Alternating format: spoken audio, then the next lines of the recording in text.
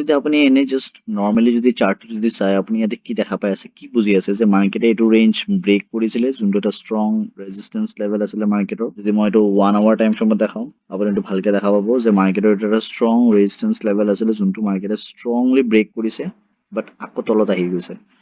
so এইটো আমি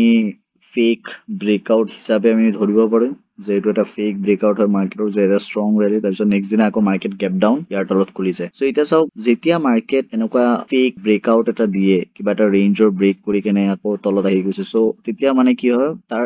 opposite পিনে মোমেন্টাম আহাৰ চান্সেছ বহুত বেছি আছে মাৰ্কেটত যদি মাৰ্কেট আপোনাৰ কালি 51,300 তলত যদি আমি দেখিছো আমি ডাইৰেক্টলি যাতে আমি শৰ্টিং পজিশন বনাব পাৰিম 51,000 লৈকে ওকে আমাৰ নেক্সট সাপোৰ্ট লেভেল আছে আপোনাৰ 50,800 নেক্সট সাপোৰ্ট লেভেল আছে আপোনাৰ 50,400